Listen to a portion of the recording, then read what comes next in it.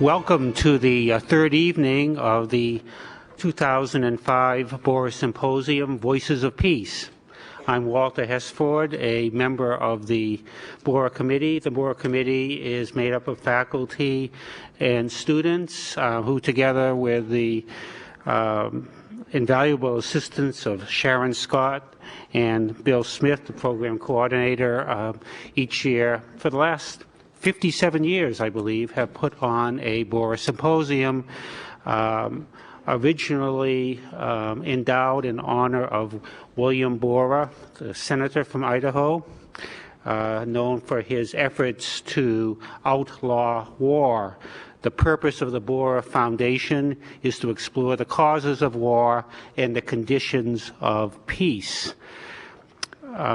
This year's symposium, as I mentioned, focuses on voices of peace, and I think I can say with assurance, having heard each of the speakers that we will be listening to this evening speak during the day today, that each of the speakers is a strong advocate, a strong voice for peace, and as the Imam Hendi has suggested, that there's a realization that we all share we are all on the same highway, and we need to work together to achieve peace. I was struck also listening to the speakers this afternoon or in this morning with the suggestion that one doesn't achieve peace by retreating from conflict, but by wrestling with it, by facing it, and working with hope and faith towards resolving conflict. I just want to mention before we begin tonight's session that tomorrow is the concluding day of the Borah Symposium. At noon, there is in the Commons, Idaho Commons, fourth floor Horizon Aurora rooms at 12 o'clock, a public forum on humanitarianism, and the discussion will be led by Adam Shapiro, who, if you if you had the pleasure of seeing the film on Sunday night, he's the gentleman instrumental in developing that film, and again, very eloquent and engaging young man, and so he will be leading discussion, and I think it'll be an open forum at noon tomorrow. And tomorrow evening, the Borah Symposium concludes with an address by Jody Williams, who won the Nobel Prize for Peace for her work to outlaw landmines. And her address will be on an individual's responsibility, and that again will be here tomorrow night at 7:30. I'm sure if you want to continue in the spirit of the Borah Symposium, there's a great concluding, or maybe it's not exactly the concluding, but it would be a great follow-up event that over in Pullman on Thursday evening at the Gladish Community Center, there will be an interfaith potluck dinner where Imam Hendi will be speaking on Judaism, Christianity, and Islam, conflict or cooperation. And everyone is invited to that. That again is Thursday, April 21st, 6 p.m. in the Gladish Community Center in Pullman. So I would encourage you to keep on with the spirit of cooperating together and working towards peace and producing harmony within our community, and making that a basis for thinking about community worldwide. The moderator for tonight's discussion is Pastor Dean Stewart, pastor of Emmanuel Lutheran Church in Moscow. He is a member of the Moscow Interfaith Fellowship and of the Peace Coalition. And he will introduce the other members of the panel. Thank you all for being here this evening. I hope that a number of you have been able to meet and to hear our panelists tonight. They are an extraordinary group of people who have been doing extraordinary work in not the easiest circumstances. I'd like to briefly introduce them. You have in your folder a little bit of information that I would simply highlight. On my right, way down there, is Imam Hendi. He is Muslim chaplain at Georgetown University. As it says in here, he is a prolific scholar and a sought-after speaker, and it really is interesting to chase these guys around in airports and to find out where they've been in the last 24 or 36 hours. I'm glad that I don't travel with them too often. And among the things that Imam Hendi, the things that have been especially significant is that following 9/11, when all of a sudden there has been a greater flurry of interest in interfaith cooperation and interfaith understanding, he was among those who first met with President Bush following 9/11 and has his own interesting experiences and a few stories about that. He's not going to apparently talk about that too much today. But also right next to Imam Hendi is Rabbi David Forman, who is the founding chairperson of Israeli Rabbis for Human Rights. And he is now a retired rabbi working for his wife. And I wasn't defrocked, I was just unsuited. I thought we all do that. That's true, we all do that. Yes. Again, I would call you to pay attention to the words that are printed about him in the folder. And I'm sitting right next to the Reverend Dr. Hansulich Gerber, a Mennonite minister from Switzerland who has spent some time studying and working in the States as well. He's done international peace work with relief and development over 20 years and is currently the coordinator for the Decade to Overcome Violence for the World Council of Churches. A number of you have already heard him talk about those things. One of the things that I want to say, Rabbi Forman has written a number of books that are very helpful that can help us to understand a bit more about the work that he's done, and those books are available right on the table right outside the doors here. And I believe, let me tell you a little bit about the format that we're going to be using tonight. I'm going to ask them, first of all, an introductory question, a little bit about the work that they've been doing, and then I've got a couple more questions. And then, as quickly as possible, we'll move to the questions that you might have for our panelists tonight. And at the conclusion of our time, we'll give each of them a minute or so for a brief concluding statement. But if you are going to, I see two microphones. Are there two microphones? I can't see you very well, but I can see a couple of microphones. So if you would, when you have a question, please line up behind a microphone, and that would probably be the easiest way for us to identify those of you who would like to speak. And so why don't we begin with the first question? And the first question that we have to our panelists is, if you would, in your own words, explain the work that you've done with the organizations with which you are involved and have been involved, and your approach toward humanitarianism from your own faith community. Dr. Gerber, would you like to begin? Yes, thank you. One of the most important learnings for me in working towards improving the situation of human beings was the realization that you can't come in as an outsider and just say, let's do this, let's do that.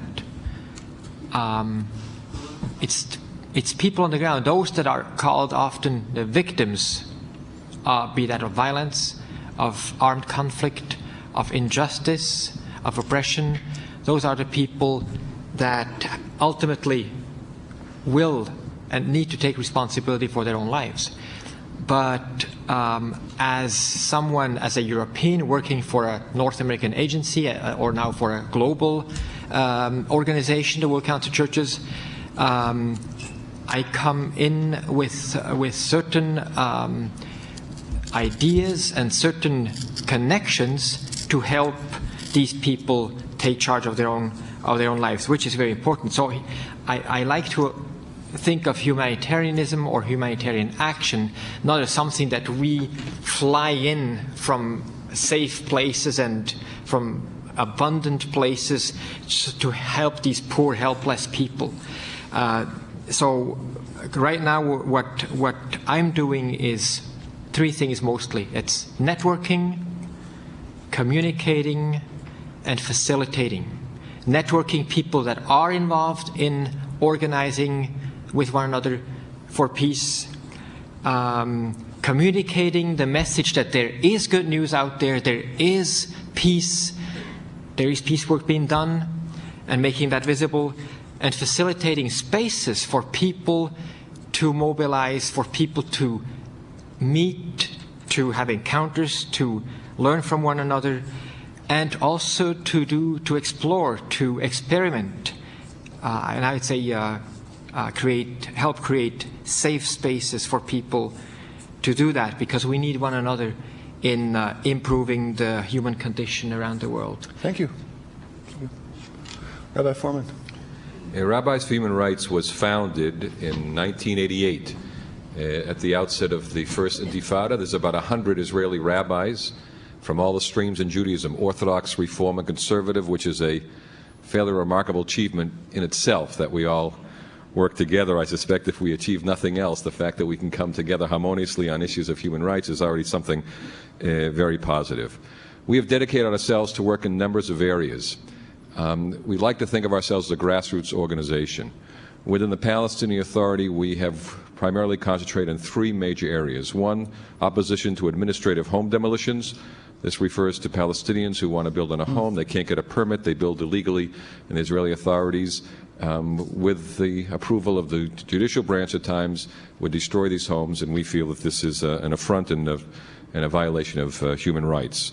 Secondly, in the territories, we have tried to be, and we've been a petitionary to the High Court with regard to the root of the fence to make sure that it doesn't deprive Palestinians of economic viability, educational opportunities, medical services, and social needs, and expropriation of lands.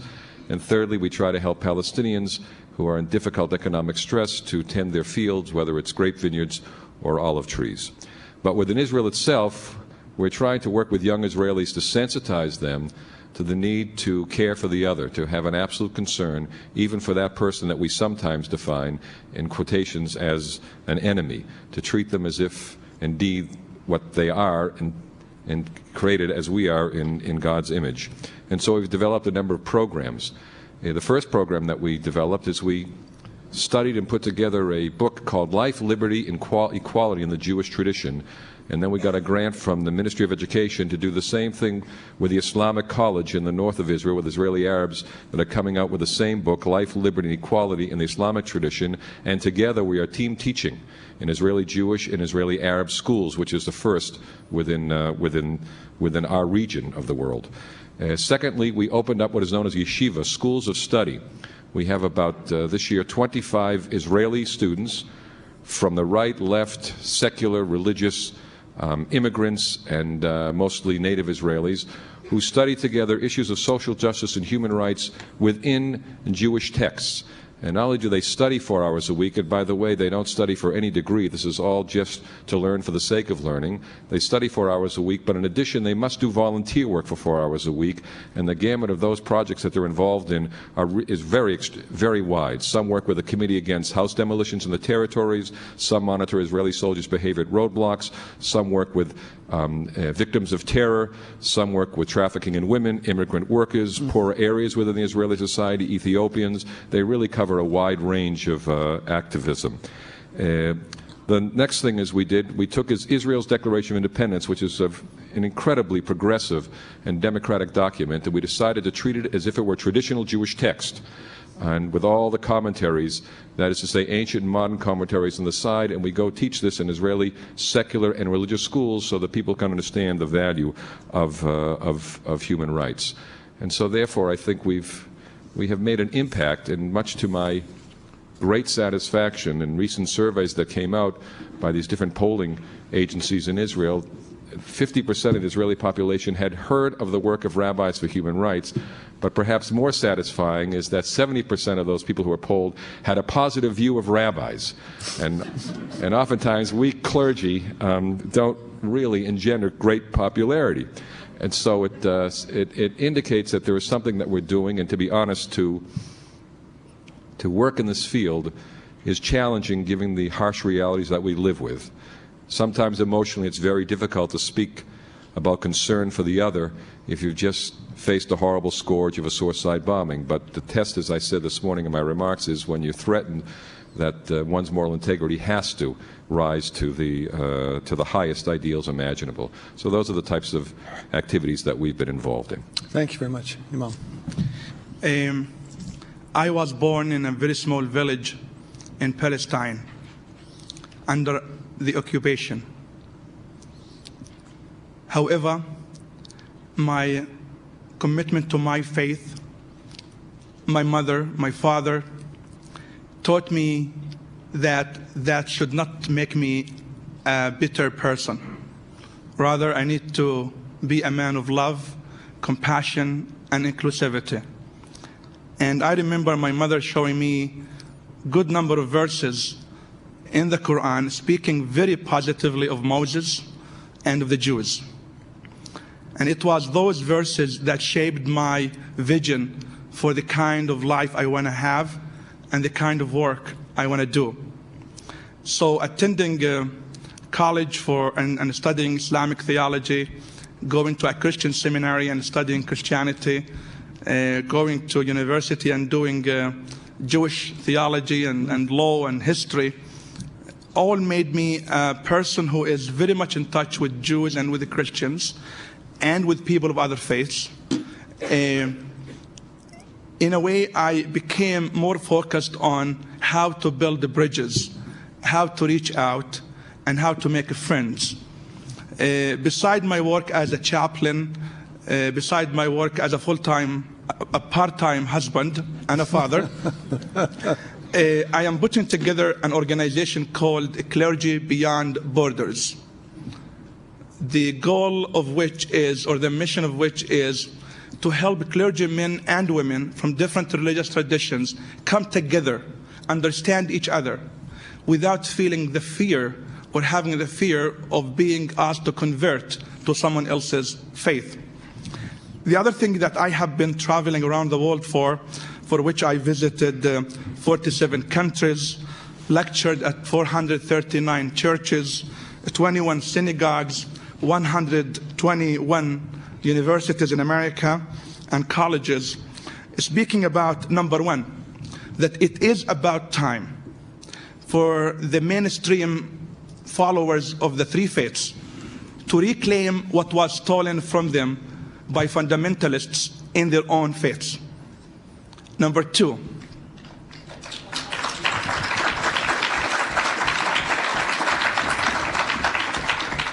it's about time for the followers of those faiths to stand up with a clear stand, saying, no more in my faith would I allow people to abuse others, alienate others, or discriminate against others. So no more in my name.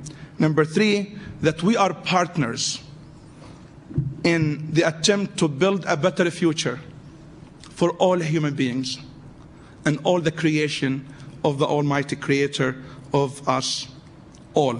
The last one is, yes, our religions were used by clergymen and women, but also the followers of those three faiths, to go after others. In other words, our religions may have become the problem at one point in our histories, but it is about time that those very religions could become a part of the solution as well, including in the Arab-Israeli conflict. Great, thank you very much.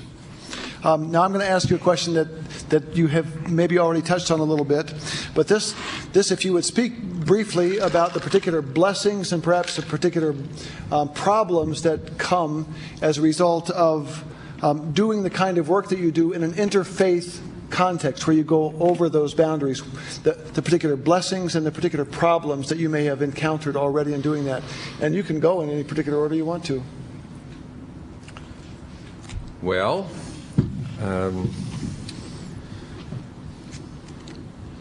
in the environment that I live, sometimes it almost seems strained to talk about interfaith work. But strangely enough, we found many partners amongst Jews, Christians, and Muslims to advance a unified approach that would somehow, until we reached a peace agreement, would understand each other's narrative, which is particularly important. In terms of Rabbis for Human Rights, the very fact that I might go out to the territories to have Palestinians pick their olives or tend their grape vineyards shows Palestinians that Israelis are not monolithic, particularly religious Jews in Israel, who tend to be, for the most part, unfortunately, a representative of a fundamentalist attitude which is exclusive and not inclusive. So when I walk out with my skull cap on into the areas, it breaks down a stereotype and creates a basic hope and understanding that that they can work with Israelis who have a full understanding of what it means to share the land. The second thing is, within the Israeli milieu, it's particularly important as well to show Israelis that there's another brand of Judaism that is equally authentic, that does talk about inclusivity and not exclusivity. In fact, when Rabbis for Human Rights was founded, a person from one of the major papers in Israel wanted to interview me when it became clear that we were new formation. And this is a true story. He called the operator to get information for the telephone number of Rabbis for Human Rights. And when he asked the operator for the number of Rabbis for Human Rights, the operator blurted out and said, "You have to be joking.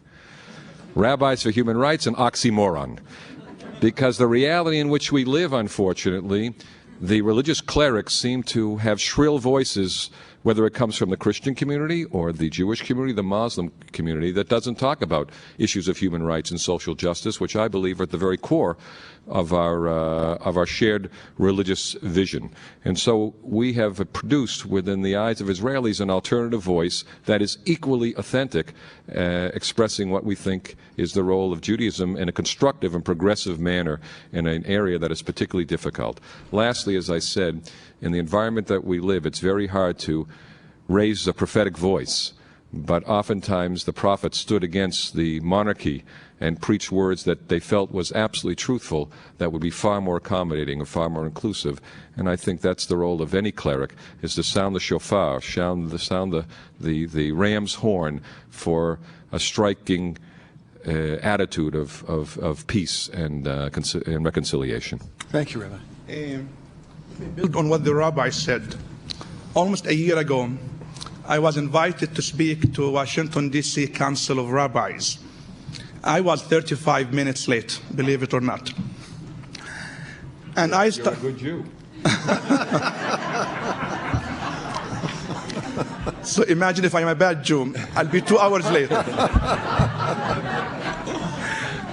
And I started my speech by saying, "I'm sorry, rabbis, for being late, but I am late because the rabbi gave me the wrong direction." Well, don't feel that bad, my brothers, I said, and sisters.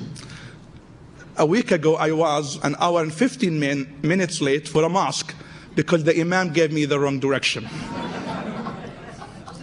In other words, I told them, when our leaders give us the right direction and lead us with the right vision and mission, we do get to our target on time and with much less energy.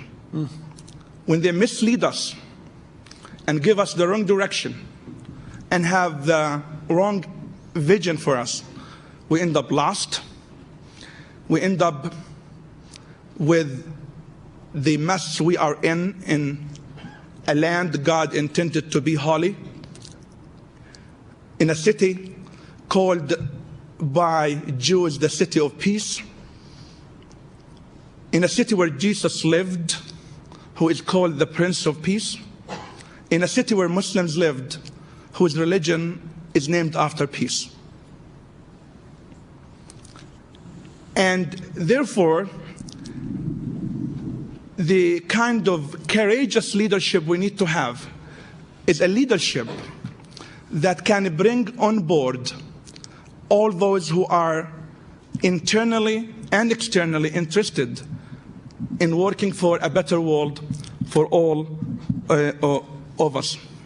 My challenge is to find those rabbis, priests, ministers, and imam who are ready to stand and take a stand on issues they believe in and not be afraid of losing their jobs at the end of the day. Thank you. This is quite a challenge for many. I believe in Martin Luther King, who once said, "It does not matter how long you live. What matters is what you live for." Thank you. It is true that I do travel a lot, as my brothers do as well, and I get to talk to a lot of people, a lot of different people. And one thing I hear over and over again is that people who tell me that they're actually quite interested in religious matters or in spirituality, but they're done with institutionalized religion. That is over for them. And I ask why. And sometimes it's interesting, I don't tell them right away if they don't ask me that I'm a minister. The other day I talked to a woman on the way on the plane from Chicago, and I gave her my card only after arrival in Zurich, and she was quite shocked and taken aback that she was talking to a reverend, telling him how disenchanted she was with organized religion. I think that is a general problem. On the other end of the spectrum, I talk to people who are totally convinced that they're in the camp of the truth. And we live in that tension, and that can be people from any religious background or influence. And what I see, the difficulties that I find in mobilizing people for human rights, justice, to stand up for justice, or to work for peace, is the resistance, and I think that's one of the main reasons for the disenchantment of people with institutionalized religion, the resistance on the part of the leadership of religious communities, and resistance mostly because of their fear of their own people, of their own members. And I see that within churches too, when leaders are shy of taking courageous action or of taking their taking up their prophetic responsibility, because they might meet resistance in their own ranks, or they might lose their positions, perhaps. Now that is a reality, and that in-house resistance and in-house fear causes a lot of damage, and actually is a bigger problem than the tensions between the members of the various communities. Thank you very much. I have one more question for you. And it moves us into the theme for this evening, even more closely to it. I'd like you to speak briefly before we move on with the question, so you can begin thinking about the questions that you might want to be asking.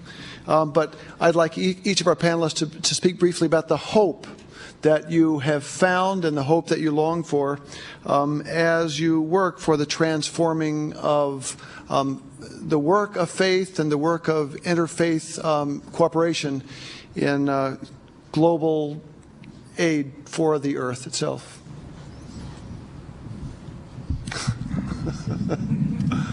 You're trying to be very equal.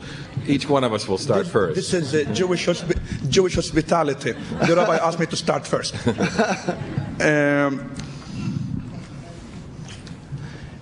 Coming from my own tradition, a tradition that speaks about justice in a very important verse in the Holy Quran, repeated by Muslims all the time: stand out and up firmly for justice, even if it were to be against yourselves, is a verse that has shaped my work and gives me hope, because as I have traveled around the world in the last few years, I have come to meet imams, I have met with rabbis, with ministers, with the priests in the Middle East, in Europe, here in the States, who are fed up with what is going on and are ready to move ahead. and willing to stand up for justice, even if it were to be against themselves. Number two, it seems that there is a clear understanding of the danger of poverty that moves people to become extremists and fundamentalists and is recruits for fundamentalist extremist organizations. And I have come to be a part of many local organizations in the Middle East and here in America who are willing to work together regardless of the background, the religious background of those individuals, to eliminate poverty as it increases, especially in Africa and the Middle East. The third thing is there's a verse in the Holy Quran that says God speaks to the human race that he created. O mankind, I, God, created you from a single pair of a male and a female and made you equal and made you into nations and tribes that you may come to know each other, not that you may despise each other.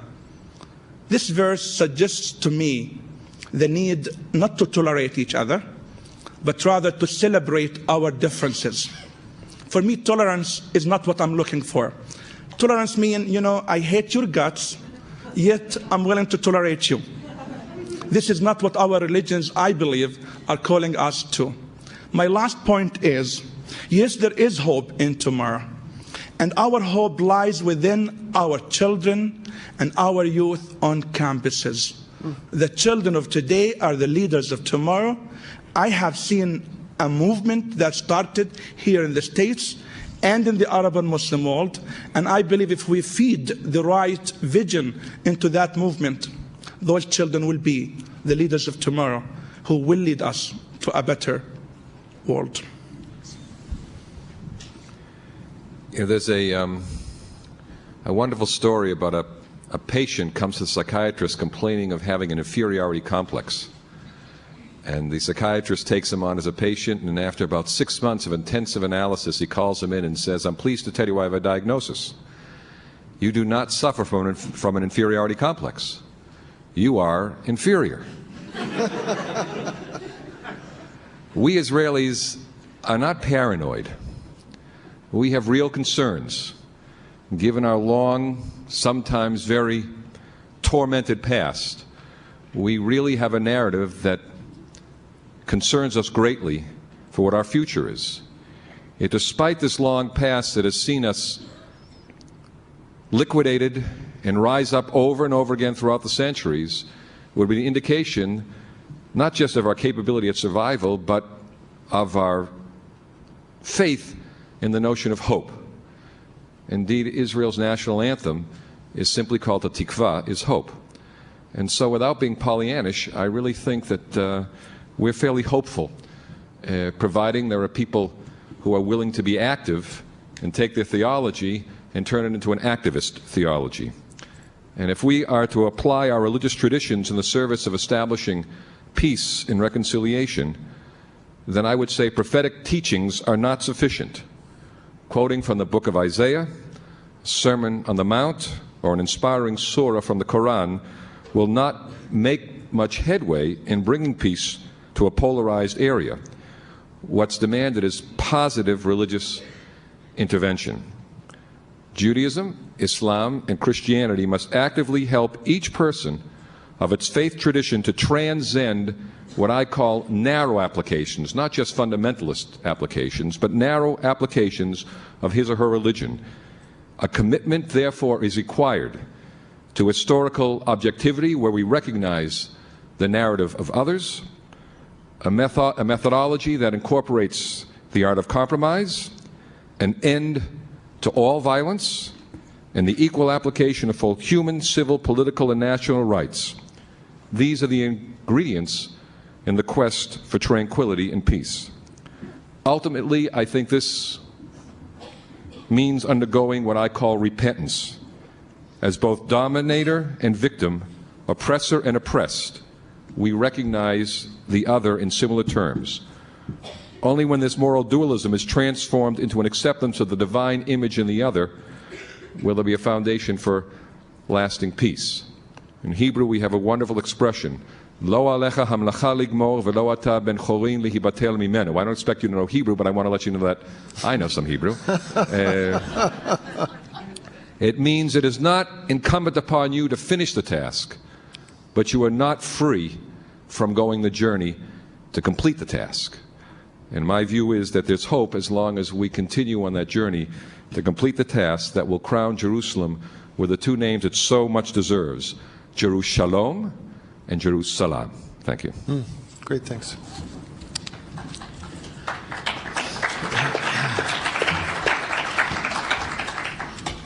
That speaks my heart. I'll say amen to that. Yes. I had taken an approach with 3 points to this particular theme of hope, which is just the fact of speaking of hope, I think, is very hopeful and very important. It struck me recently that the text and I grew up with that in our church. My church is the Mennonite church. There was a lot of talk about the Christians as being a chosen race. 1 Peter, a chosen people. That's our shared heritage, the Abrahamic faith. And it struck me recently that in order to create a culture of peace, the emphasis should probably be less on the chosenness, but more on the blessing that this chosenness is going to bring about.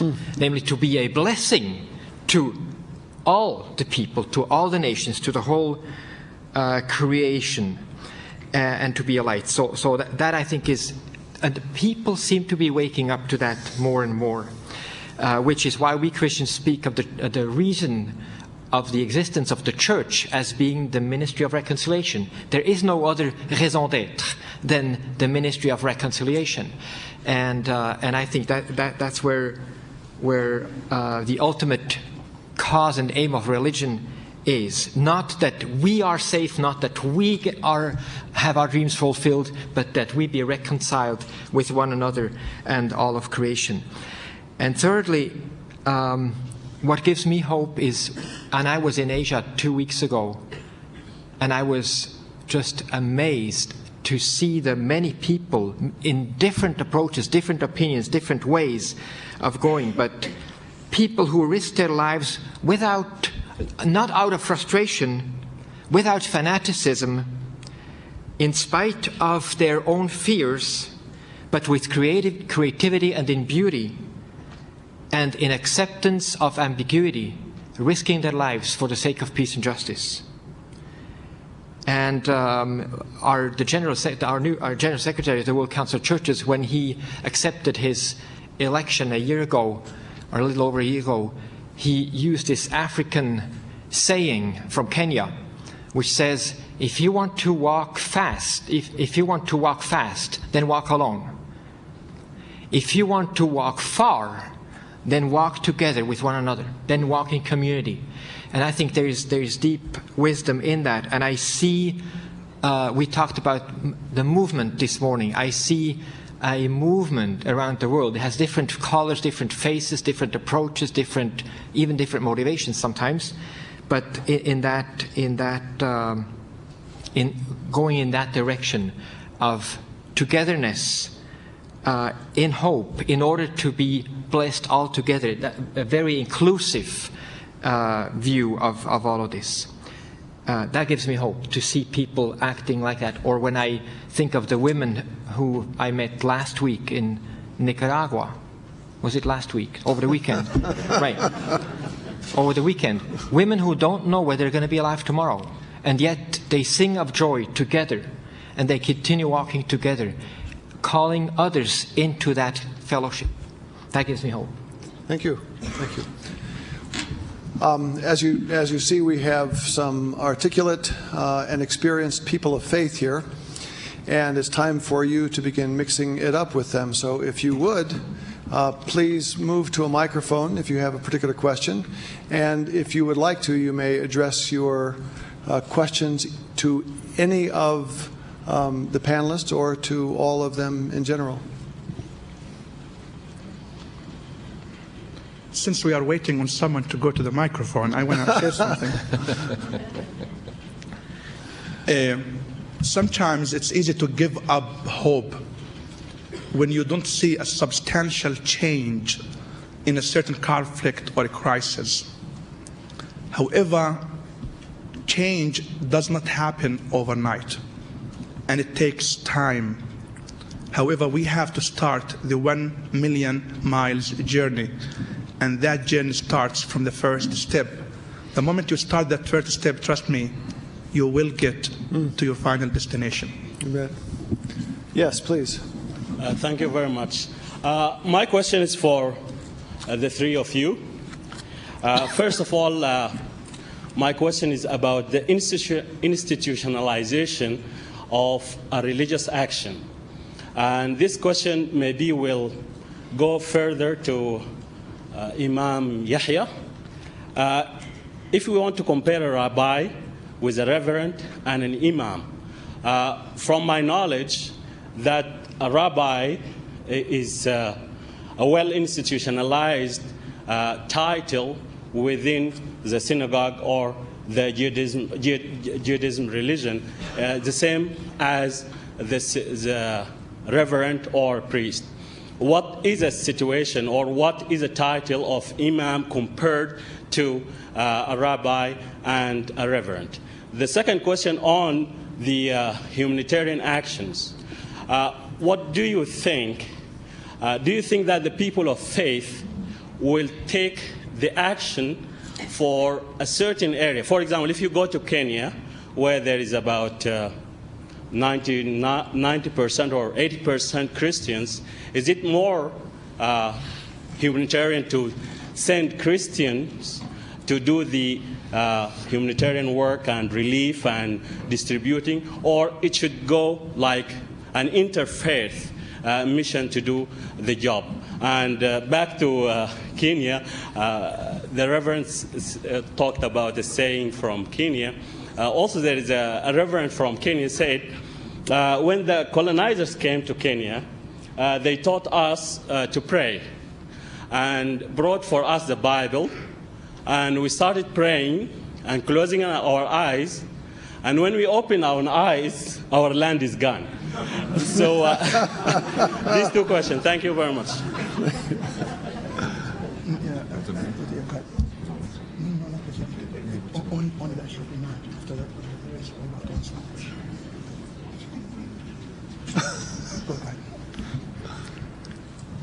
Thank you for your question. I'm trying to. I want to phrase the response. I think I can only respond to the situation where I live. I think it is particularly helpful in our situation that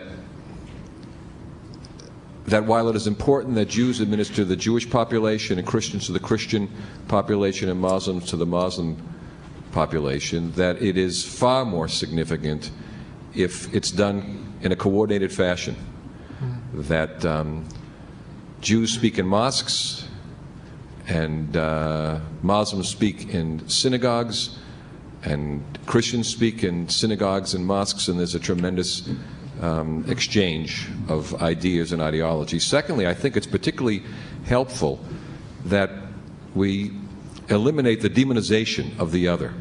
And I don't mean that by each religious faith defending its position against calumnies and untruths, but rather it would be particularly instructive if a Jew defended certain accusations that are inaccurate that are hurled upon Muslims, and if a Christian defended accusations made against a Jew, that if we each defended others when there is a reading of history that seems to pervert what are basic realities that are not applicable to any particular religion, I think that would be helpful. I mentioned about this this yeshiva, the school of studies that we're putting together. I think it's significant that one of them is going to include Israeli Arabs and Israeli Jews. Christians, Muslims, and Jews will study their texts in a informal setting, and when they go out to do volunteer work, they'll do it together in the communities, in the Jewish community, the Christian, and the Muslim communities. I think that already shows the possibilities of what it means to live harmoniously. So I wouldn't say in the particular case that I live in that There are great advantages to have Jews administer only to Jews and Christians to administer only to Christians, unless they set the stage of why they should be involved in more interfaith activities and dialogue. Thank you. Are there others?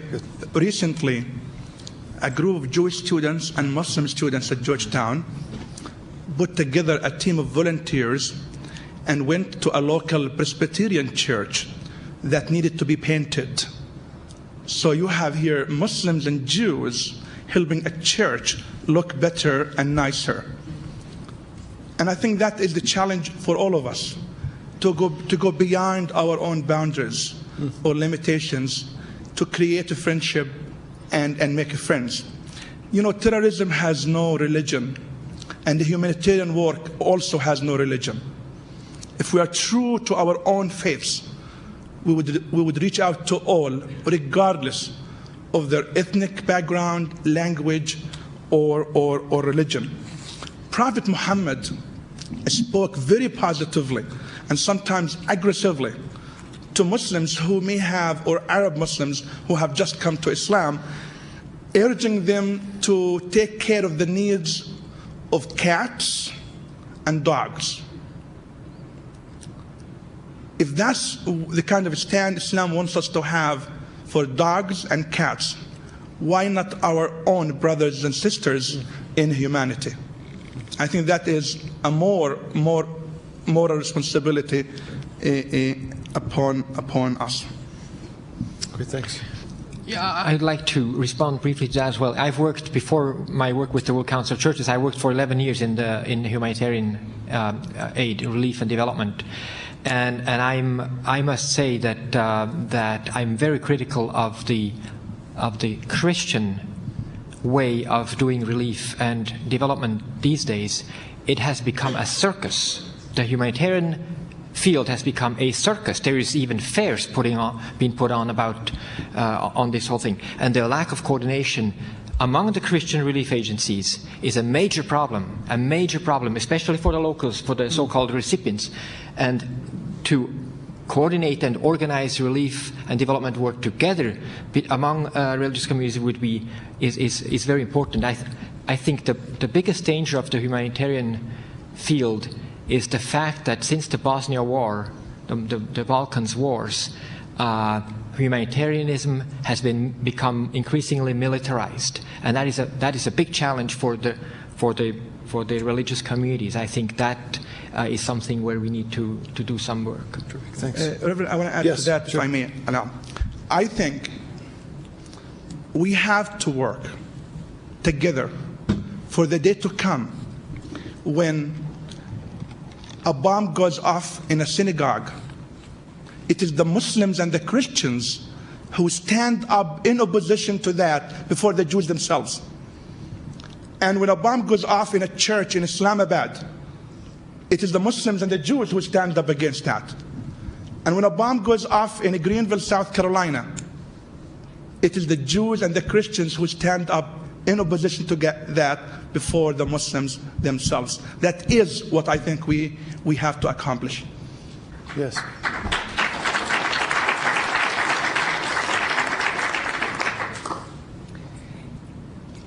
Okay. In 1949, just after I'd gotten out of our armed forces, I had the opportunity to go to a World Council of Churches Reconstruction Work Camp in Stuttgart, Germany. Together with German youth, also out of uniform, and youth from France, Switzerland, and so on, we worked going down to the ruins, digging out bricks, and bringing them back to camp to build a sort of a house or hostel for German youth. That was a transforming experience for me. And you already given a couple of examples of that kind of thing going on. You're picking the olives in the Rabbi, and your mention of the youth. I have read, and there's very little about this in our papers, of peaceful activities within the Israeli-Palestinian area. There was a story once about a camp involving youth from both faiths coming to this country and going back, and then I don't know whatever happened to it. There have been stories from time to time about peace marches. I wonder if you could give us some more concrete examples about the latter kinds of things, and also of projects where people have worked together across faith lines. Thanks. I'll speak about one example, maybe, Rabbi. There's an organization called Seeds of Peace. It is an organization that brings youth from both communities, the Jewish community and the Palestinian community, here to the States for a month or 2 or 3, and give them the opportunity to learn about each other, but also to exchange the stories that both come to. And from my experience, having met many of those youth participating in the Seeds of Peace camp, an outstanding impact that changed their minds, hearts, and souls. You know, good news oftentimes, not oftentimes, most of the times, not reported in the media. I'm not even so sure lately, looking at the American media, where the bad news is reported. But certainly good news, I don't want to give away my political leanings. I'm not sure that, but good news certainly is not. And within Israel, there is lots of joint programs that are going on. The Imam just mentioned Seeds of Peace, and Adam Shapiro was one of the directors of Seeds of Peace in Jerusalem, which is made up of, it's an international community of young people who work together. There's an organization called Interns for Peace. It was founded in 1977, where Israeli Jews and Israeli Arabs went as teams and lived for 2 years, both in Arab villages and in Israeli towns, and did volunteer work communally, bridging and bringing together both communities. There's a place in Tel Aviv called Beit Geffen, which is an open house for Israeli Jews, Arabs, Druze, and Bedouin. There's the same thing called Mediterranean, and a museum called the Museum of the Seam. It's where the old border is between East Jerusalem and West Jerusalem, that does all sorts of joint programs of peace.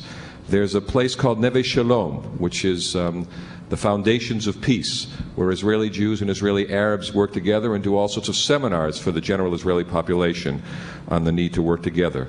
There's a group called the Palestinian Human Rights Monitoring Group, headed by a fellow named Bassem Eid, who works jointly with Israeli human rights groups. On 2 occasions, he was arrested for protesting violations of Palestinian human rights by Palestinians, by Yasser Arafat himself, and it was the Israeli human rights groups, through publicizing his plight, that indeed got him released eventually. There's an organization, there's a place up north called Givat Chaviva, where it works in conjunction with the Islamic College in the north of the country, that tries to bridge the divide between Israelis and Palestinians. And lastly, there's a group called Clergy for Peace, which is all the different clergy in Israel who speak out very forcefully, not just on peace, but also try to go out and work in the field to activate their ministries and their congregants in order to build solid foundations for peace. So there's lots of organizations that try to work together. And I would say, if anything, we're divided by a common identity. And I think when the Reverend turned to all of us being part of the Abrahamic tradition, I think we have to keep that in mind. We have to respect our divisions, but understand that we do have a common identity, and for certain we do have a very common destiny. I want to mention, maybe add to that, if I may. Recently, I think in January, 100 rabbis and imams met in Europe for the first time in maybe 100 years. That could be a punishment, you know. Talking about why they need to work together for a better future for both sides. Mm-hmm. There is an interreligious choir in Sarajevo that started during the war, while the war in the siege of Sarajevo was still going on, where some people started getting together. Most of these people were professional or semi-professional singers of the Sarajevo Opera, and they started the choir called Pontanima, which means bridge, but also bridge of the soul. It's a choir with people including Orthodox, Catholics, Jewish people, and Christian and Muslims. And the choir started, but they met a lot of resistance. One of the first concerts, some people started throwing tomatoes and eggs because they said, "There you sing our sacred music." But eventually, it became an idea and a notion that was more acceptable, and they've made a lot of difference. And it continues to this day. In fact, they've been on the tours even in the U.S. They sang on Capitol Hill, and that is one approach. I remember a friend in Sarajevo telling me, I asked her, how would you work on overcoming violence? She said, through beauty. And I think that is, it speaks to the soul. It goes a long way. Thank you. Thank all three of you. Yes. Adam. Yes. Hi. I want to thank all of our panelists for their excellent presentations and perspectives, and just real quickly to also call attention to one other group that's been doing work jointly between Jews, Muslims, Palestinians, Christians, Israelis, Europeans, Africans from all over the world in the occupied territories, called the International Solidarity Movement, which I'm also involved with, which promotes nonviolence. And that's the gist of my question, which is, I have seen and witnessed and participated in the work of clergy in the Holy Land and in other places as well. And what tends to be the course of the work is more focused on human interaction, education, and these kinds of projects, and humanitarian projects, which of course are incredibly important. But given the current state of the sort of unsatisfactory political leadership that we find all over the world, particularly in regions of conflict, how do you all feel about the clergy taking a more active political role in providing leadership? And I think one area, my own perspective is that one area where this can really take form is in promoting active, strategic, nonviolent methods, a la our good friend Reverend Martin Luther King and the Mahatma Gandhi. Thank you. Question. Who would like to jump into there? You know, oftentimes there's a debate in Israel like there is in America about separating church and state. Obviously in Israel we talk about separation of religion and state. I think the major challenge is somewhat the opposite of what you just said, Adam, and that's a separation of religion and politics. Certainly in my country there's been an abuse of the political system by some of the religious partners because of the nature of coalition building and parliamentary democracy. And as I said earlier in my remarks, that the voices we hear from the clerics on either side of the political divide have been more extreme, and sometimes the religious leaders are brought kicking and screaming to the peace table and accommodations, and each time that we see some sort of a rapprochement, it's based on secular leaders and not on the religious leaders who seem to be fighting that reality. However, I do believe that some of the groups that I mentioned, and the ones that you indeed have worked with, including Rabbis for Human Rights, I think they have to become far more politicized. And I do believe that every political decision has its moral equation. And as for me, at our best, the Jewish state should have a politics that is laden with ethical considerations and concerns and a universal application. So I would like to see us to take a more activist role. And in terms of nonviolence, I think it's particularly significant. I take a special pride in some of the acts that Rabbis for Human Rights have done to protest certain, what I would consider grievous violations of elemental human rights of Palestinians, and taking a nonviolent role and standing in front of homes that are about to be bulldozed. But it's a nonviolent role, which is quite different than that which is taking place within Israel, the protest of disengagement, which is almost a violent, not a nonviolent. I think the notion of nonviolent demonstration is very good. I have a feeling the Palestinians would have had a state years ago if their protests were nonviolent and not shooting 3-year-olds and 5-year-olds at point-blank range in their homes, and whether it's in a settlement within Israel itself. I think nonviolence would have crowned them with the tremendous possibilities of achieving peace. If 100,000 people marched nonviolently to the outskirts of Jerusalem, that would have created a system of support that would have had a groundswell of encouragement, not only worldwide, but within Israel itself. So I'm in agreement with the words that you spoke. Thank you. Jump in? Well, just to say that, again, speaking of remembering witnesses and voices from Asia and Latin America, to move a little bit out to other areas in the world, where we hear that the worst and the major violence is violence perpetrated by states against its citizens. And that is a major problem. How do you speak out? How do you do that? How do you hold your leaders accountable? Well, we don't even quite know how to do that in Switzerland, and I don't know how you could do that in the States when the president doesn't respond to a letter of his bishop, to letters of his bishop. How do you work with that? I don't know whether there is an easy answer, except to say, insist and be persevering in standing, in speaking out for those whose rights are offended, and do that together, as much as just very much in the way that was spelled out here. For me, I would like to challenge the Muslims to practice their faith when it comes to resisting occupation or evil. The Quran teaches Muslims, idfa' billati hiya ahsan. Always resist evil with that which is better. The Quran also teaches, cease to peace and be on the side of the Creator. Prophet Muhammad taught his community, I know this is different from what you hear on Fox News, he who hurts a Jew or a Christian, it will be as if he has hurt me personally. So if Muslims were to stand by the teachings of their own faith, they would resist the bad with good, hoping that the good will change and transform the hearts of the others. Thank you. Thank you very much. Yes, please. I'm going to fumble this a little bit.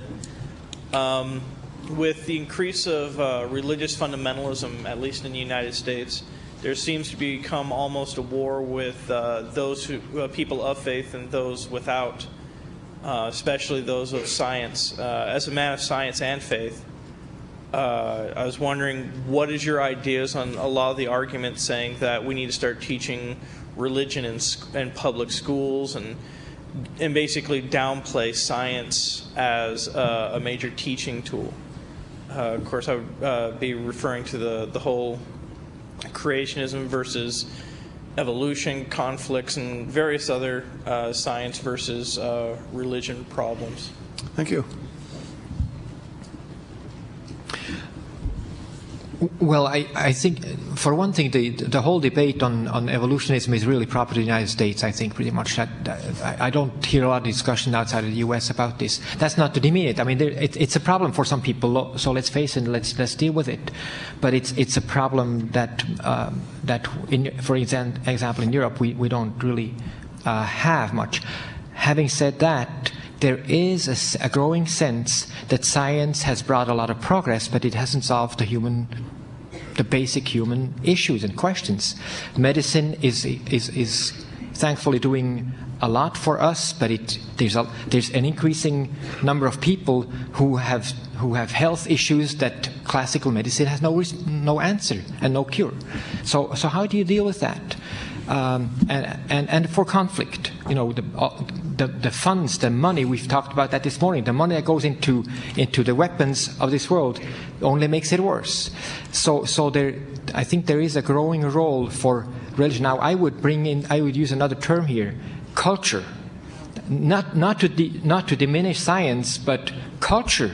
Teach people the history of the cultures, of the traditions. And culture does include religion. Religion is a part of culture, of the arts. In Switzerland, I don't know how it is in the U.S. In Switzerland and other European countries, the arts are systematically being cut for economic reasons in school curriculums, and so there's that imbalance. I'd say that the awareness, the consciousness, the understanding, the knowledge of our common history, so that Christian kids understand that Muslims and Jews are their sisters and brothers in a biblical sense of the term. That, to me, is a task of the school system to teach that, and of the parents. Thanks. Yeah, I wouldn't presume to make judgments on what should be taught or not taught in the American public schools. I do agree that I think it's unique to the American reality, this discussion about whether evolution should be taught or not taught, and creationism should be taught or not taught. Within Israel, Bible is part of the history course of every school, and we teach from the very beginning of time, but it's taught metaphorically, not necessarily as fact. Those who want to absorb it as fact, they can, but it's almost an allegory, and the ethics that come out of the book of Genesis are very dramatic and have wonderful telling stories for us. So we approach it sort of metaphorically, without tremendous fear of conflicting also notions of science. We find them not necessarily incompatible. So I think it really is unique to the American reality, and I would not venture to say how America should or should not introduce religion within the school system. We have enough problems of our own. You deal with your own. Mom, okay. You've been standing up there for a while. Would you like to go? Yeah. Hi, my name is John Rosberg. I'm a student here, and first off, I want to say thanks for all you guys' efforts and everything like that. I really commend you. I suck up here, so I wrote it down. What do you guys think is would you guys say religion is pretty much the biggest cause of instability in the world? And what can I as an individual, or anybody else for that matter, do to really help out with you guys' cause? Thank you. Well, if you allow me to start, no, religion is not the cause or the reason, and certainly not the root cause of violence. There is talk about that religion causes violence. I don't believe that, and in our dialogues and discussions, how we say that that's not a way to look at it. However, religion is being used to promote or to justify violence, and that makes it worse. And it perpetuates it, and it makes it grow. It accelerates it. We've seen that in a variety of places, in Northern Ireland, in the former Soviet Union, Eastern Europe, and in the Balkans, and in Asia now too.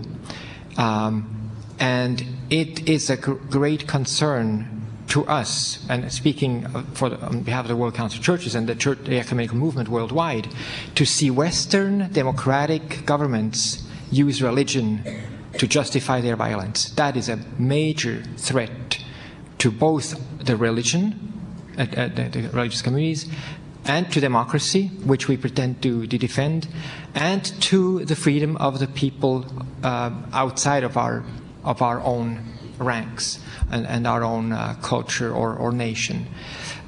So religion, as was already mentioned, a religion can be used. An Orthodox bishop from Kosovo said it this way. He said, religion can be used as a balm to heal the wounds, but it can also be used as a fuel to increase the fire of destruction. And I believe that's true, and that's what we see happening in many places.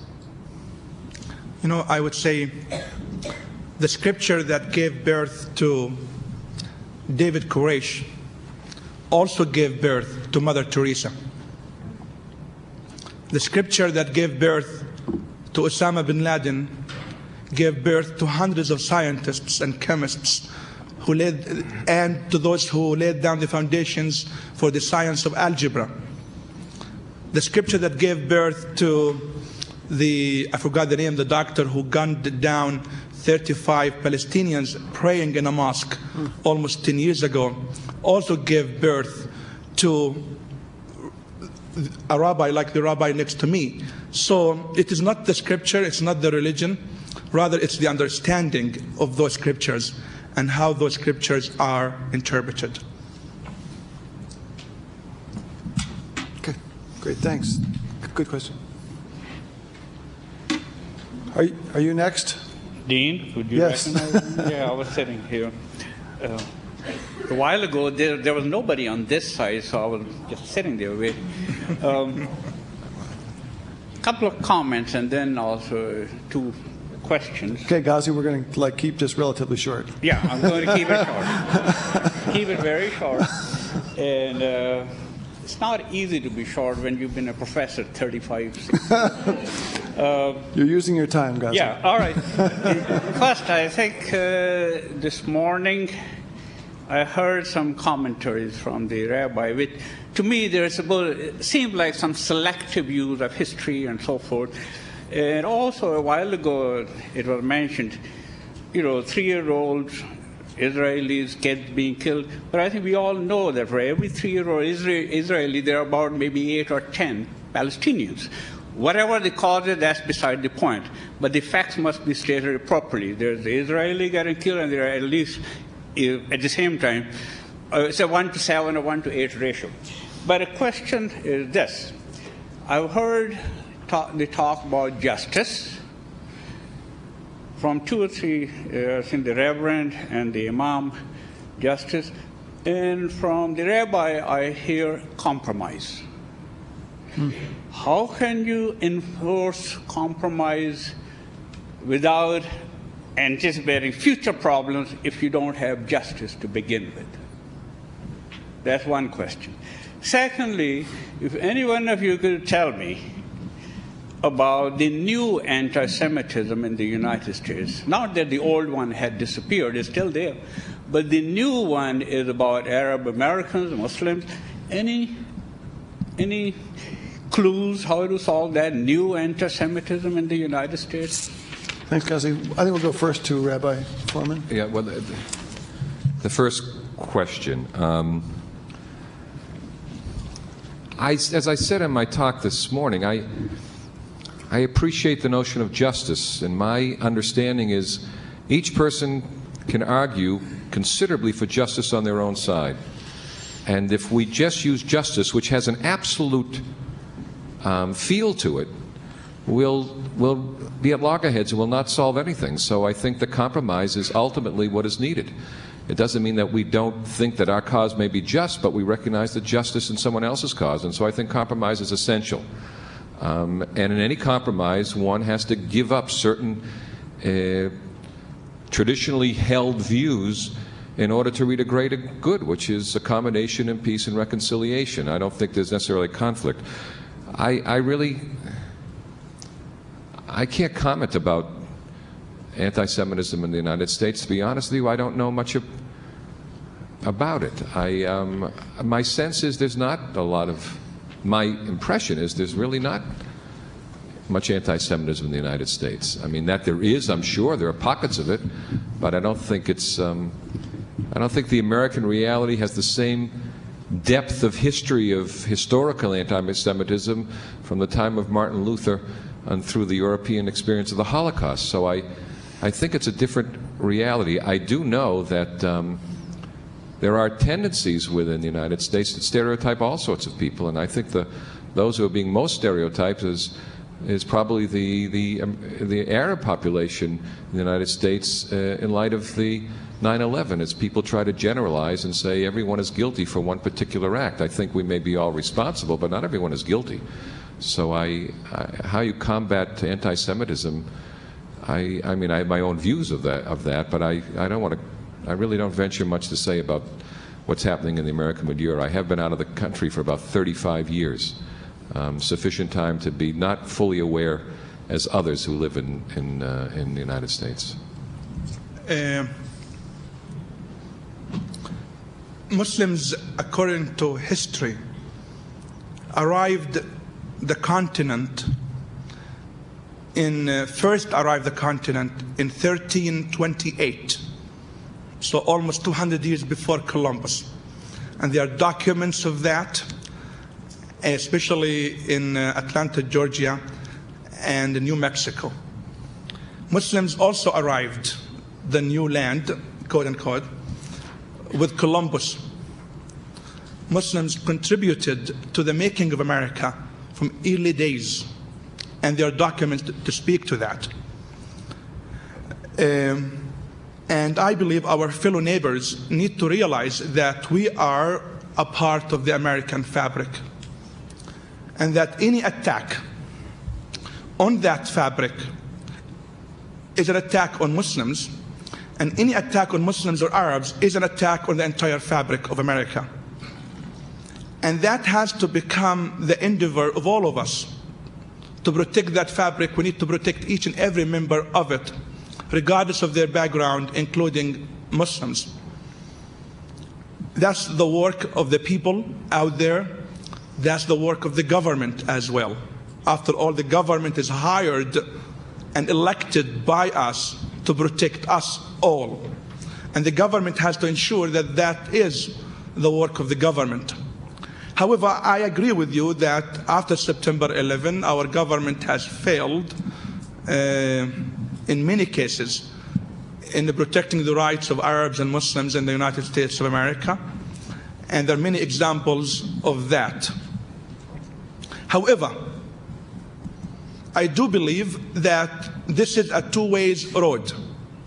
Muslims and Arabs in America also have a role to play in that. Muslims in the last 100 years chose to alienate themselves from the rest of the society. And we lived in our own ghettos around America.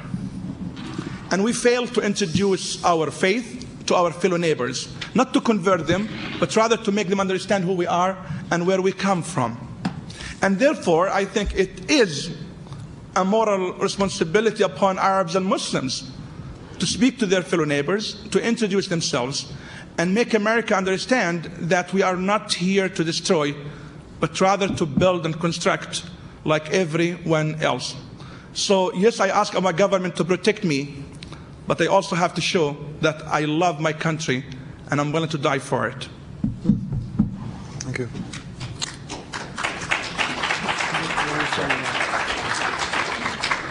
I believe you're next, yes. Assalamu alaikum wa rahmatullah. Alaikum salam. My point, actually, that one of our brother, he mentioned just a couple of minutes before that whether religion is the source of all kind of chaos, confusion, all kind of violence. I would like to mention something about this point, that in the Holy Quran it says how God classified the human being, that Ya ayyuhan nas inna khalaqnakum min zakari wa unsa wa ja'alnakum shuba wa qabaila li taraf inna akramakum indallahi atqakum. The meaning is this, that God says that we have created human being from a single pair of people, single man and woman. And from them, so we have divided different nations and tribes, so that you may know each other, not that you may despise each other. It is willingly, purposely, God has created different groups of different faith groups, different ethnic groups, so that you may know each other, not to violate with each other or making indiscipline with each other. No, this is just concerning this point. One of the great scholars of Islam, Dr. Jamal Badawi, he gave an example. He says that how could be a bucket of flour if we put on the table different kind of roses, different kind of tulips, and different colors, if we put together, how beautiful it is. So on the other hand, if we separate all of these flowers separately, how it looks. All the roses, it has got unique color and unique charming attractions. Also the tulip, they have also. So my point is this, that every group of religion or ethnic group, they have individual uniqueness. But if we put together like, and then as flower bucket shows how beautiful same, so all the different peace group, different faith groups, if we come together, certainly it increases the beautiness of the human creations, what God has created among us. So that's the thing, if we follow religion, as this verse, the last part, the best in the sight of God is the who is best in God-fearing, not who is best in ethnicity, who is based in, what's the point, nationalism or something? No. The person who is based in God-fearing, he is the best among the human beings. So that's the identification or classification how God made concerning the religion. Thank you very much. Thanks for your point. I think it's me who have to reply on this point. The verse you mentioned is the verse I mentioned earlier, from chapter 49, verse 13, a very well-known verse that speaks about Islam and pluralism. However, when people came to Prophet Muhammad asking him to define Islam for them, Muhammad gave many answers. One of which, someone came to Muhammad and said, "What is Islam, Muhammad?" And Muhammad told him, "Take care of your parents." Another person came and asked Muhammad about what Islam was, and Muhammad said, "Cater for the needs of your cat." Interesting. Another person came to Muhammad and said, "What is Islam?" And Muhammad said, "Take care of the needs of your neighbor." So when you put all of these examples and many others together, Islam is not a set of rules that you have to memorize, but rather a way of life that you have to live. Islam is a faith that teaches us Muslims to interact with our fellow human beings with peace, love, and compassion as well. Very much, I believe, like Muhammad himself lived, contrary to what we hear on TV. But that's what I think Muhammad did and said. You know, Christians would come and live and pray in his mosque. In the mosque of Muhammad, Christians would come and lead their own Christian services. That's the faith that I think Islam wants us to promote and Islam wants us to live. However, not a faith shaped by Osama bin Laden and likewise people. Thanks. Do you want? Okay. Yes, please.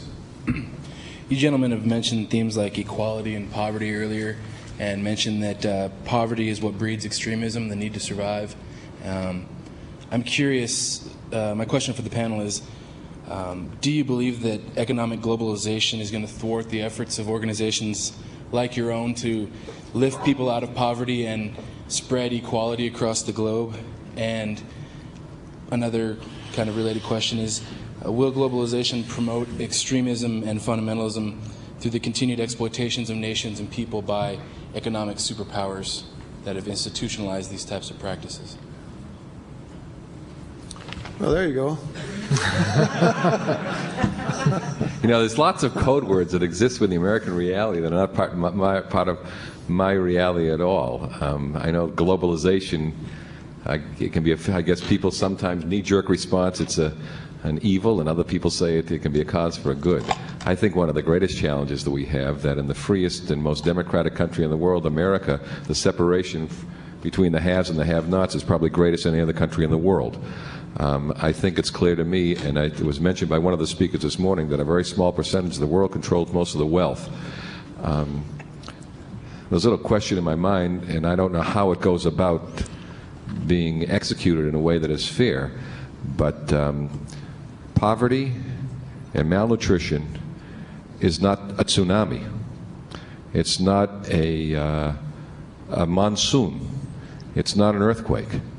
It is a disaster that's created by human beings, and therefore it can be solved by human beings. And I think that the countries in the world can certainly afford to eradicate poverty, to a great deal, a lot of illness, particularly in the African continent, as well as malnutrition. That being the case, I think religious leaders should be speaking out forcefully and uniformly to get the government to create a situation where there are priorities that are set that care more for humanity than issues of self-interest. Sometimes I think it's, we love humanity, it's human beings that we can't tolerate. I think there has to be the sensitivity to the human being and not the humanity. And the reason why I say that is a wonderful prayer within the Jewish liturgical text. It's a prayer for understanding. And it starts off that says, God gave knowledge to Adam. That is a generic human being. But it gave understanding to Enosh, to the individual human. I think sometimes we get caught up with the abstractions and forget the concretization. And I think that's what we have to do. Speak less to the ideals and more to the realities. Thanks very much. I want to remind you that we are getting kind of close to the point where we wanted to wrap things up. So if you do have a brief and important question, like Jamie does, You know what a Jewish question is, by the way? It's a statement with a question mark at the end. So. That I don't think I can. I actually have a question, and it's mostly to the Reverend. One of the things that for the entire panel, all of you, I sense your notions of inclusivity, and that's something that touches me deeply. And I believe it's really important if we're going to work together. And at the same time, I heard the Reverend speak about being chosen. And I know that there are faiths that hold that as a belief system, and it's hard for me to understand how inclusivity and a sense of being chosen, if you're within a certain faith tradition, are compatible. And I heard you speak about, well, we can transform our chosenness into blessings and share our blessings, but there's still something about it that feels exclusive to me, and I wanted to hear anybody who wanted to speak to that question. Thank you. That's a short question, and books and volumes are being written about it. I'd like to respond very briefly. I believe, and that's a personal belief that I do share with many in the ecumenical movement, as I like to call it, is that that faith is not something static for us. There's progression. There's progression in what traditionally in Christian theology is called salvation history. There's progression. So if there is a choice that God makes, or an election that God makes to an individual to begin with, one man, imagine, excluding all the women. Some of the Bible stories say, there were 5,000 people excluding women and children. They were excluded. We're at a different point, thanks be to God, today, where we do include women and children. Although it's hard to tell that from this panel here. You're right. Yes. For me, it's a delight. I have 4 daughters. So that's why I say to move away from that exclusivity, to say the point is not that I'm chosen and some others are not. The point is that I have a responsibility and it's mine. And that responsibility is to be a blessing to others. And I pray and hope that each created human being can discover that responsibility, whichever name it wants to give to it. That's of second order. As a Christian, I'd say it is our responsibility, the Christian communities, to become more inclusive within our own circles and beyond our circles. But again, my impressions from last week, the degree to which women are excluded in the church is still just more than frightening. It's shocking to the utmost. And I'm afraid that some of these things are going to be cemented in the next couple of years from what we see has happened today by the choice of the new Pope. It is a grave concern to us. I think it's the blessing that's the important, the responsibility. We may be guilty, but we can't do much about the past. But we can do something about actually, we can do nothing to change the past. But we can change the future for it to be different from the past. And I think it is our responsibility. Thank you. We're going to take these two remaining questions right here. Yes, please. Hi. I want to thank all of you for the wonderful job that you're doing. I have really come to believe with every atom in my being that being a peacemaker is the most difficult, the most rewarding, and the most costly job in the world. This question, though, is directed towards the representative from Judaism and Islam.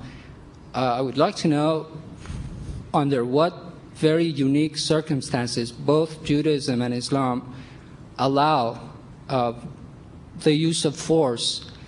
And if I may also ask you to go beyond the notion of land, which in my view, and it's a biblical view, at least as far as the Old Testament is concerned, God gave the entire creation to everyone, so it cannot be just the mere land that we fight for. So in your view, what unique circumstances requires or demands the use of force, Judaism and Islam, please? Thank you. First of all, I want to just comment a little bit what the Reverend said that relates to your question. I don't believe in static Judaism. I think Judaism has a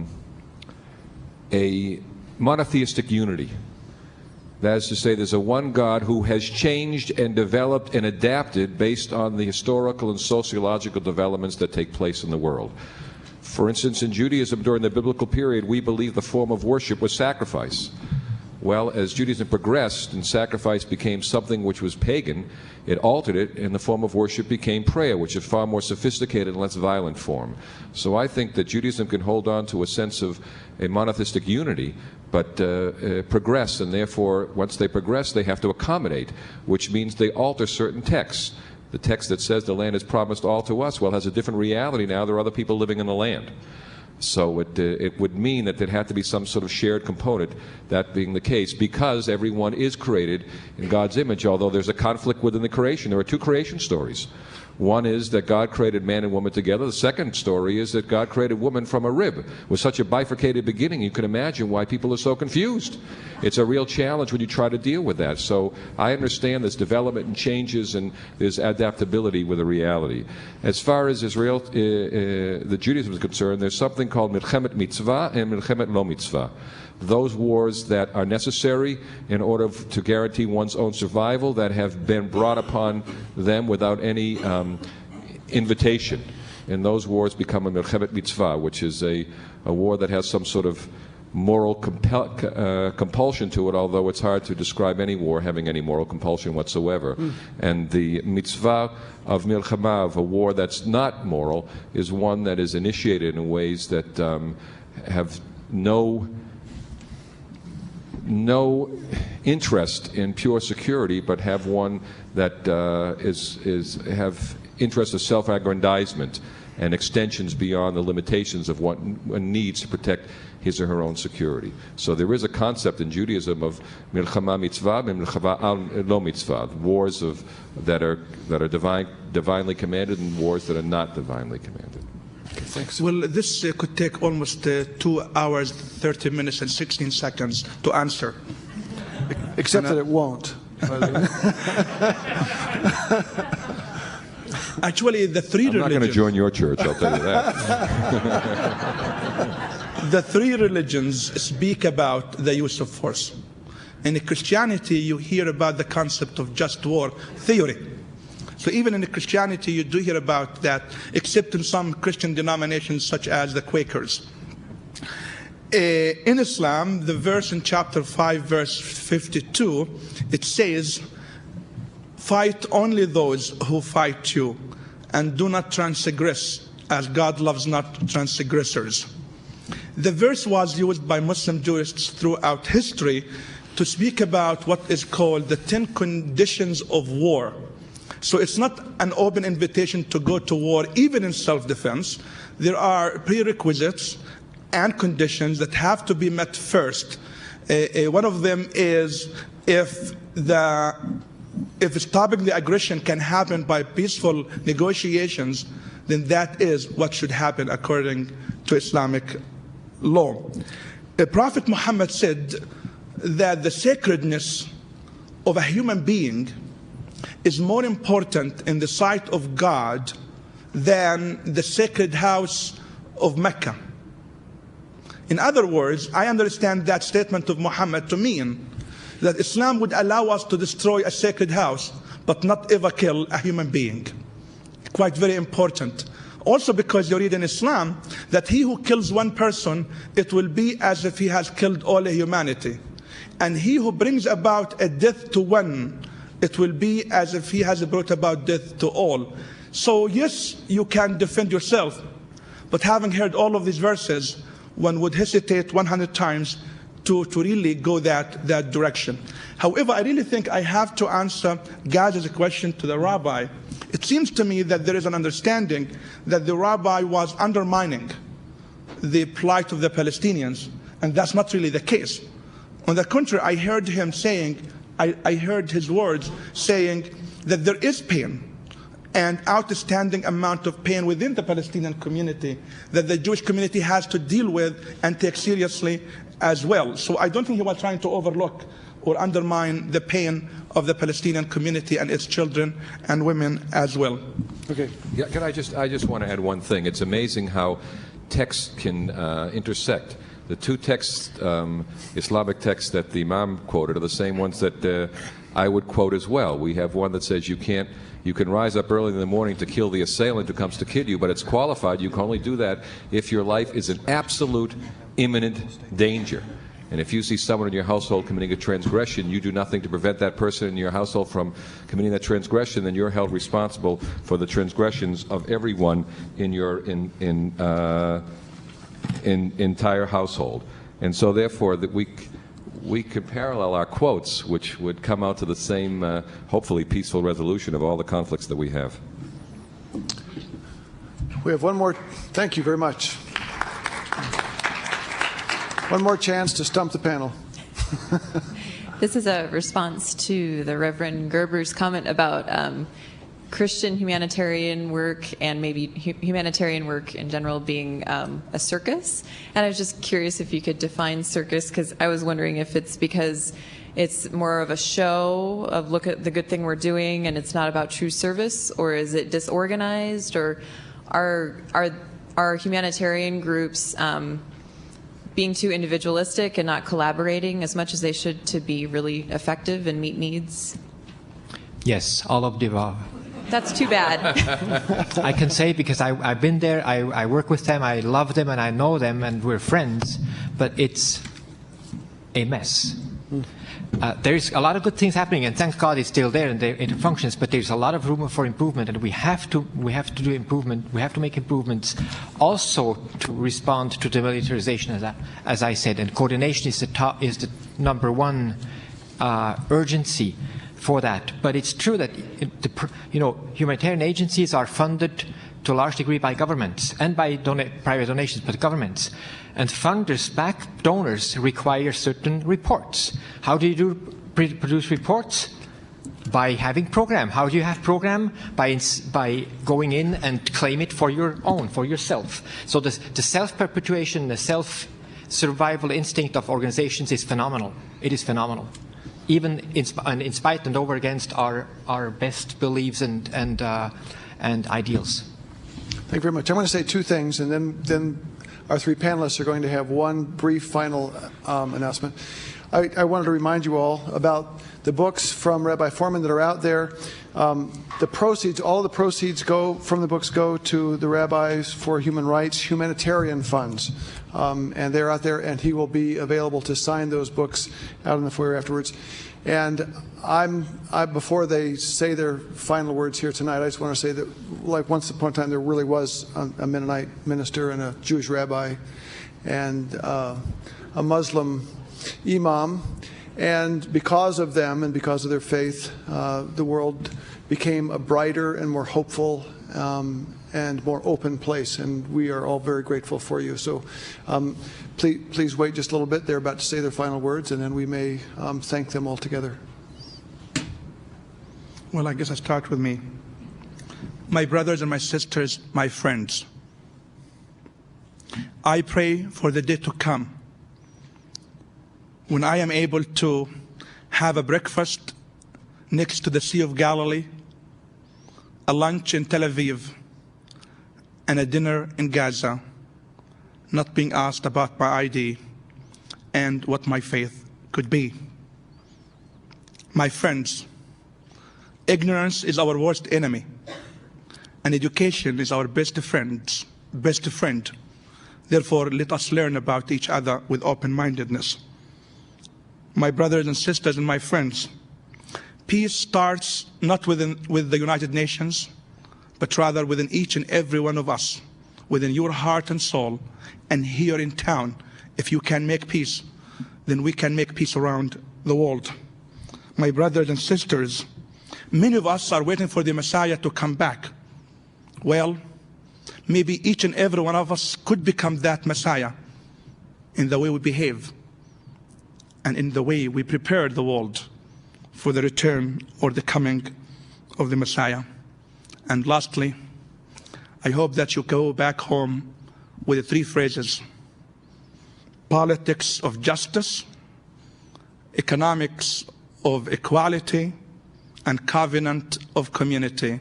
And that is how we can make it. Thank you. There's a wonderful story amongst Hasidic Jews who tried to make comparisons as to which one of their rabbis could perform the greatest miracle. And so they appeared in the village square to tell their comparative stories. And one was about the rabbi who dressed up early in beautiful clothes to go to another village in order to perform the wedding of a very important couple. And if he succeeded in doing it very well, he would inherit that congregation. His influence throughout the community would be tremendous. So as he went on his way, very confident that he had prepared a wonderful sermon for this important couple, as he looked up at the open skies, they became blackened, and he was a nervous wreck that it would rain. If he rained, he would look like a complete slob, and therefore he wouldn't be received very well, and he wouldn't inherit the position to have influence throughout the community. As he went along the way in his open wooden wagon, as he got close to the outskirts of the city, not only did the sky become completely black, but there were claps of thunder and lightning. And just as he was outside the city, all of a sudden the entire sky opened up and water started to come pouring down. But just before the water hit him, he stretched forth his arms. And to the right of him and to the left of him, the water fell. But where he was, it was dry ground. So the other people said, that's quite a remarkable, miraculous event, but it's nothing compared to what our rabbi did. He was invited to perform a Sabbath service at the same place, and he prepared a wonderful sermon. If he succeeded, he would inherit the community and have great influence. But he had to start out early in the morning because he didn't want to be in a situation where he had to violate the prohibition on traveling on the Sabbath, because he wouldn't do that under any circumstances. So he set out early in the morning. Halfway through the trip, all of a sudden, the wagon started to shake, and one of the wheels fell off. He felt pretty good because he was prepared for some sort of delay, so they quickly fixed it. He went on the way, and he said, I'll get there in time before Sabbath. I won't have to worry about violating the Shabbat. I'm not traveling on the Sabbath. And as he goes further along the way, the horse comes up lame. And he says, oh, no, I didn't prepare for 2 things to go along. It takes him a while to put the hoof back on. He says to the coachman, you hit this horse and go fast. I have to get there before the Sabbath comes in because I'm not going to violate the law that says I can't travel on the Sabbath. So they go faster and faster. He turns around, and the horseman himself is pale. He's dehydrated. So they have to give him some rest. It takes another 2 hours, and he says, I'm not going to make it. So he says, go faster and faster. And if the sun goes down, it's all over with. He won't be able to get there because he's not going to violate the law that says he won't travel on the Sabbath. But he luckily sees the outskirts of the city, and as he's outside the city, he all of a sudden sees the sun is going down faster than anticipated. And before the last ray of sun goes down over the mountains, he stretches forth his hands. And the Sabbath falls to the right of him, and the Sabbath falls to the left of him. But where he is, it's the middle of the week. There better be a moral in this story, I'll tell you that. The moral is that we cannot, in the world that we live in today, push things to the right and to the left. We can't wait for miracles to happen. We have to bring them ourselves by confronting the realities we deal with. We have to not see a crisis in every opportunity, but an opportunity in every crisis. And only together, if we confront the realities and the conflicts and work together, well, we can eventually crown the world with some sort of peace and reconciliation. Thank you. Well, I wish I were a storyteller. Since I'm not, I'm going to pick up the challenge of facing the reality. And that has to do with the issue of self-defense and of when is it legitimate to use force. If I understand correctly, the Borah Symposium or the Borah Foundation has something to do with the desire or the ultimate aim to outlaw war. Is that correct? Initially, yeah. Well, Initially, yeah. Not anymore. No, I think there are several of us who would still like that to happen. Okay, well, we hope so. Now, and just war the just war theory is mentioned, and you know that there is a growing consensus within the ecumenical movement that the just war theory just does not stand anymore. It just doesn't work anymore. You can't find a war within I don't know how many decades that would fit the criteria of the just war theory. It doesn't fit today's situations any longer. And even if the wars going on now, even the war on Iraq, if we were measured against this, it wouldn't even fulfill the criteria. Now, there's a problem with using self-defense as the example to justify war. I mean, self-defense and war are two entirely different things. That has, I don't know how we always get into that again. You know, when you're under attack as an individual, that's different from war. Wars have been fought by nations or by groups of people, less and less nations, more and more just groups of people, but collectives whose cause and definition of community are questionable, at least. So I would hope and I would plead for self-examination of our motivations when we discuss the issues of self-defense and especially of war. And yes, I do hope and work for the abolishment of war. Thank you. Please.